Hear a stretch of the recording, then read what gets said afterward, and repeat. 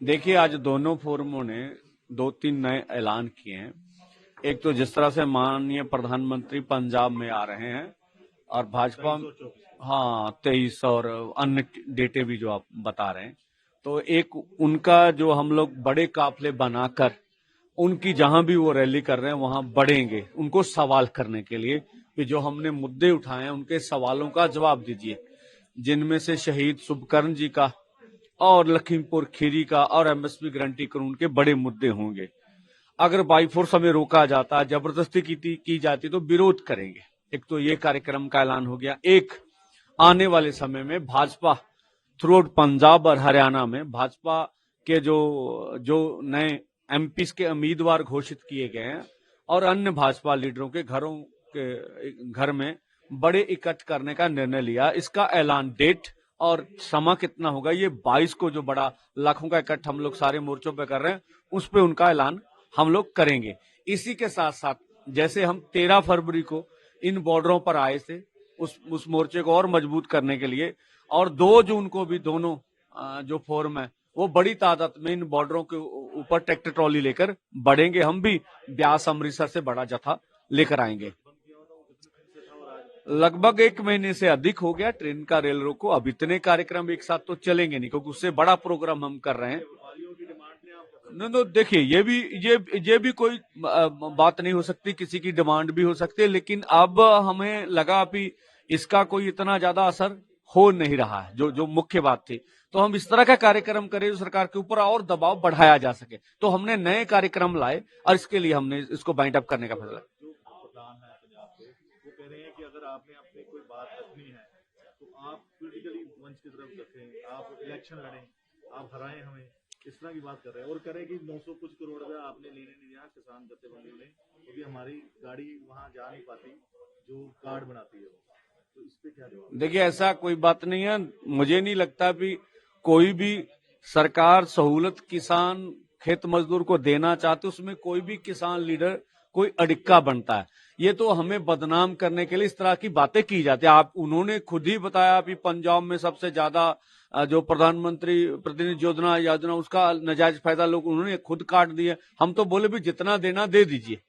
हम तो ये भी बोल रहे हैं कि आप मांग तो रहे हैं कि एमएसपी लीगल गारंटी कानून बनाइए, आपका वादा है वो दे दीजिए। हम तो मांग तो रहे हैं नरेगा 200 दिन कर दीजिए, 700 दिहाड़ी दीजिए।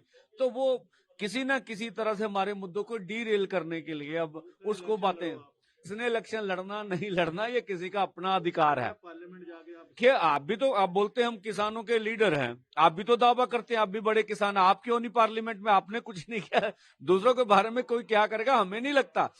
300 से अधिक लीडर्स किसानों के द्वारा चुने जाते हैं पार्लियामेंट। मुझे नहीं लगता कोई जाके देश में वहां पार्लियामेंट हमारी बात करता। ये तो अपना निर्णय ना, कौन क्या करेगा कौन नहीं क्या करेगा।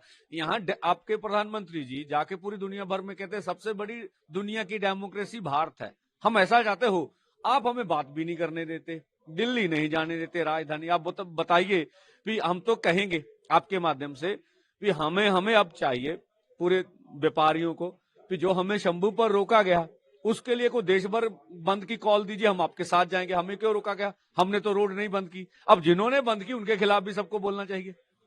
नहीं आ रहे हैं, अगर वहाँ सफल होती है तो उसका जिम्मेवार कौन है? वो तो अपने बात करने आ रहे हैं और किसान अगर जाएंगे तो वहाँ पुलिस रोकेगी। देखिए, प्रधानमंत्री के वोटर हैं, हम भी देश के लोग हैं, हमसे बात कर रहे प्रधानमंत्री जी हमारे सवालों का जवाब देते, हक बनता है, हेल्दी डेमोक्रेसी है। तो जाखड़ साहब तो अकेले पीसी करते, पता नहीं कौन उनको उस्का देता, तीसरे चौथे दिन आके हमें गालियां निकाल जाते हैं। हमने तो आज भी बोल रहे हैं कि अगर आपको अपने प्रोग्राम रखने, आपने विकास किया वो भी कर लीजिए। आप बोल रहे हैं आमदन दुगनी कर दी, हम आपको बता देंगे आमदन दुगनी हुई कि नहीं हुई, खर्चा कैसे है, तो इसके ऊपर कोई बैठ जाइए ना हमारे साथ। तो बैठने के लिए भी तैयार नहीं। फिर गरेवाल साहब बोलते हैं इनका न्योता अच्छे ढंग से नहीं दे रहे हैं। अब किस ढंग से आपको न्योता दे? ना आप हमारे सामने बैठ के हमारे सवालों के जवाब देने के लिए तैयार है, ना आपके प्राइम मिनिस्टर हमारी बात मानने के लिए तैयार है, तो क्या करें? देखिए, 22 तारीख को हमारे मोर्चे के 100 दिन पूरे हो रहे हैं। तो 100 दिन पूरे होने के उस पे शंभू बॉर्डर पे, दाते सिंह वाला खनौरी बॉर्डर पे, हमारे रतनपुरा बॉर्डर पे, डबवाली बॉर्डर पे लाखों की संख्या में किसान इकट्ठे होंगे, शांतिपूर्ण तरीके से इकट्ठे होंगे। वहां पे कुछ ऐलान किए जाएंगे कि एक तारीख दी जाएगी जिस दिन हरियाणा में, पंजाब में भाजपा के नेताओं के दफ्तरों का, उनके घरों का घेराव किया जाएगा। वो तारीख कौन सी होगी उसका ऐलान 22 तारीख को होगा। इसके अलावा जो अभी हमारा पिछले 17 तारीख से जो रेलवे पे हमारा मोर्चा लगा हुआ था, उसको अभी हमने पोस्टपोन कर रहे हैं। शंभू पे जो मोर्चा लगा था उसको भी पोस्टपोन कर रहे हैं, क्योंकि आगामी कई कार्यक्रम दिए हैं। उन 3 साथियों की रिहाई के लिए कार्यक्रमों की शक्ल बदली गई है।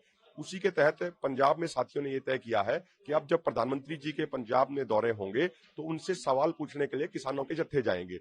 वो पूर्ण तरीके से शांतिपूर्ण ढंग से जाएंगे।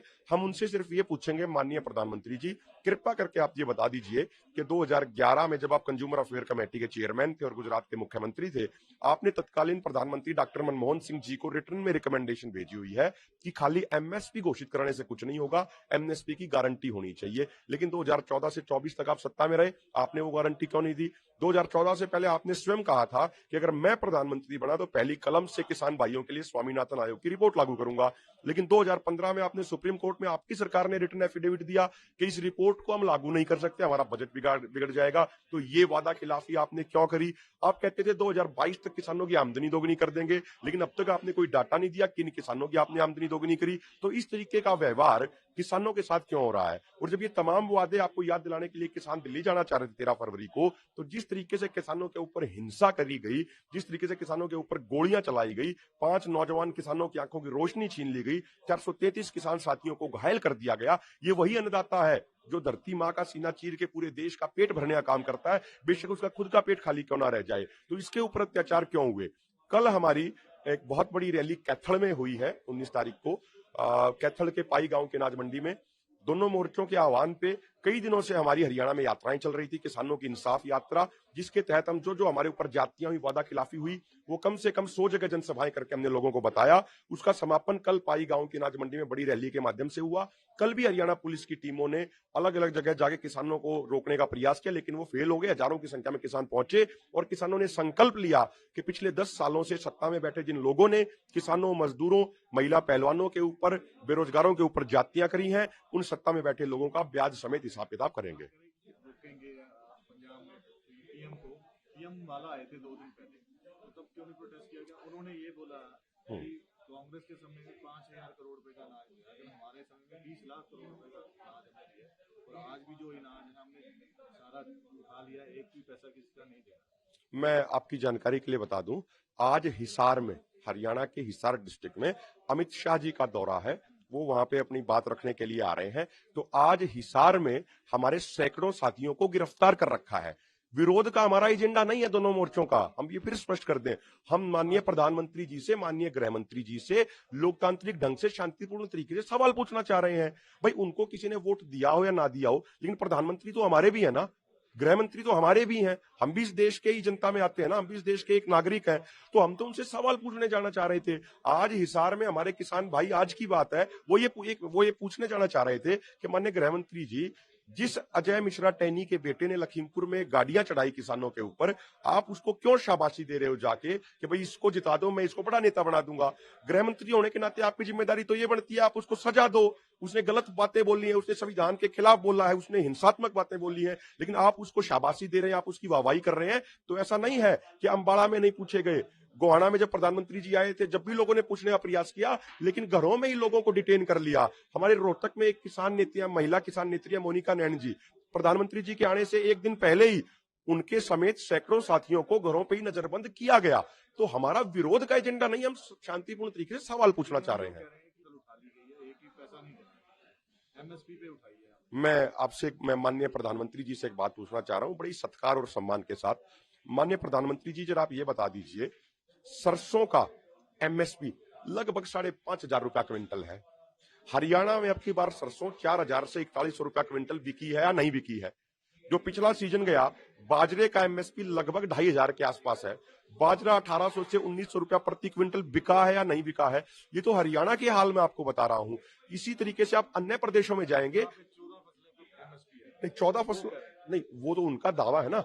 मैं ये कह रहा हूं आपसे कि भाई आप एक पत्रकार हैं, आप अच्छे तरीके से सवाल पूछने का आपको अधिकार है। आप उनसे ये भी पूछिए ना, कौन सी 14 फसलें हरियाणा में ले रहे हैं आप?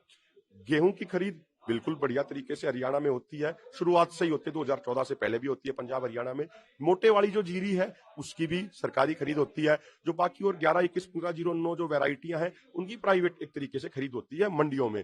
उसके अलावा सरसों है, उसकी कुछ खरीद होती है अपनी सूरजमुखी है उसकी कुछ खरीद होती है, सारी नहीं होती है। बाजरा है उसकी कुछ खरीद होती है, लेकिन बाजरे पे इन फसलों पे कैपिंग लगा दी जाती है कि भाई आपका 1 एकड़ में हम सिर्फ 8 क्विंटल खरीदेंगे। अगर उससे ऊपर 3 किलो भी होता है उसको भी कहते हैं आप अपनी झोली में डाल के इसको घर लेके चले जाओ। अरे भाई एक किसान ने मेहनत करके अगर देश के लिए उत्पादन ज्यादा किया है, ये तो खुशी की बात होनी चाहिए। बोला तो जो मोटा अनाज है उसको वर्ल्ड फेमस बनाना चाहता हूँ, किसानों की और आमदन बढ़ाना चाहता हूँ, तो इसको आप समझते हैं? मैं ये कह रहा हूं माननीय मोदी जी अगर ऐसा सच में करना चाहते हैं तो अगर ऐसा वो सच में करना चाहते हैं तो वो स्वागत योग्य कदम है। लेकिन माननीय मोदी जी पहले इतना बता दें, जिसकी बात आंदोलनकारी लोग भी कर रहे हैं, कि प्रधानमंत्री जी इस साल लगभग 1,41,000 करोड़ का पाम ऑयल बाहर से इंपोर्ट किया जा रहा है। हम ये कह रहे हैं आप वो बाहर से इंपोर्ट करने की बजाय आप तो कहते हैं आत्मनिर्भर भारत बनाएंगे। आप ही कहते हैं ना मेक इन इंडिया का नारा देते हैं, हम भी आत्मनिर्भर के नारे के साथ हैं, हम भी मेक इन इंडिया स्वदेशी के साथ हैं। लेकिन आप वो 1,41,000 करोड़ का पाम ऑयल बाहर से क्यों मंगवा रहे हो? आप अपने किसानों से सरसों की फसल क्यों नहीं खरीद रहे? आप अपने किसानों से सूरजमुखी की फसल क्यों नहीं खरीद रहे? दलहन तिलहन क्यों नहीं खरीद रहे? इस साल जो नया डाटा है, एक बड़े पेपर में खबर छपी इंग्लिश के, कि इस साल लगभग 30,000 करोड़ रुपए की दालें बाहर से इंपोर्ट करी जाएंगी। अरे भाई भारत की ज्योग्राफी, भारत की लैंड की उपजाऊ क्षमता पूरी दुनिया में सबसे बेस्ट है। आप कहिए ना किसानों को कि भाई आप ये आप फसल पैदा कीजिए, हम एमएसपी पे खरीदने की गारंटी देते हैं। अगर सरकार ये गारंटी दे, उसके बावजूद अगर हम उसको पैदा ना करें तो फिर दोषी हम हैं। और लेकिन अगर सरकार गारंटी नहीं दे रही, इसका मतलब सरकार की सोच में कहीं ना कहीं, उनकी नीति में कहीं ना कहीं दिक्कत है। आप मुझे ये बता दीजिए, वो 1.5 लाख करोड़ का लगभग 1,40,000 करोड़ के लगभग पाम ऑयल और 30,000 करोड़ के आसपास जो दालें बाहर से मंगवा रहे हैं, अगर वो बंद हो जाए तो 1,70,000 करोड़ रुपए में भारत के सभी किसानों के लिए एमएसपी गारंटी कानून बन सकता है। और उससे अगर एमएसपी गारंटी कानून यहाँ पे बनेगा तो लोगों के पास अगर पैसे ज्यादा जाएंगे, लोगों की परचेजिंग पावर बढ़ेगी, परचेजिंग पावर बढ़ेगी लोगों की, तो चीजों की प्रोडक्शन बढ़ेगी, प्रोडक्शन बढ़ेगी तो और ज्यादा डिमांड, सारी चीजें जब ये बढ़ती चली जाएंगी तो भारत की इकोनॉमी को फायदा होगा। इसलिए हमारा प्रधानमंत्री जी से निवेदन है, जो आपने बड़े बड़े पोस्टर पूरे देश में लगा के क्रॉप डाइवर्सिफिकेशन की बात करी कि गेहूं और धान को छोड़ो, हम आपसे पहले छोड़ने को तैयार हैं। लेकिन आप जो उसको छोड़ के जो हम फसलें उगा रहे हैं, आप उस पर एमएसपी तो नहीं दे रहे। 5,500 रुपए के आसपास जिस सरसों का एमएसपी है वो 4,000 रुपया क्विंटल बिक रही है, तो 1,500 रुपए क्विंटल का कौन किसान घाटा उठा लेगा? तो इसलिए माननीय प्रधानमंत्री जी, शब्दों की बजाय आप करनी में, कथनी की बजाय करनी में आप उस चीज को करके दिखाइए, इंप्लीमेंट करके दिखाइए, अपने आप डाइवर्सिफिकेशन हो जाए।